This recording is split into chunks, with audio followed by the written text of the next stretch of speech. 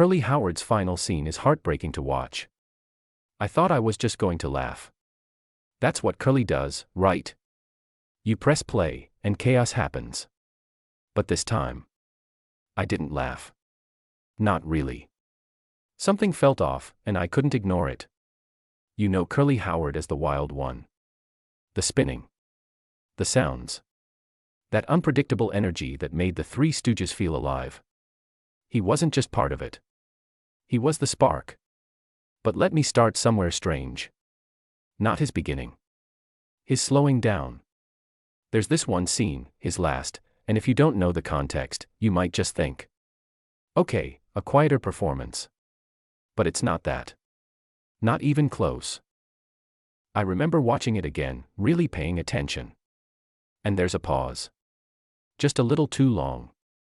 A reaction that comes a second late. And I caught myself thinking, wait, is he okay here? That feeling doesn't go away. Because behind the scenes, things had already changed. His health wasn't holding up. Years of physical comedy, falling, spinning, pushing his body, had taken a toll. And then came the stroke. Everything shifted after that. Speech. Movement. Timing. The very things that made him Curly. Now go back to that scene. Suddenly, it's not just a performance. It's a moment where someone is trying to hold on to what they used to do so effortlessly. And that's hard to watch. What surprised me most? They didn't stop filming right away.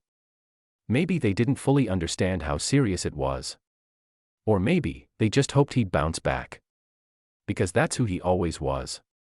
But this time, something was different. You can see it in his eyes. That connection, the quick, sharp awareness he used to have, it flickers. Not gone. Just fading. And I didn't expect to feel this protective over someone from an old black and white clip.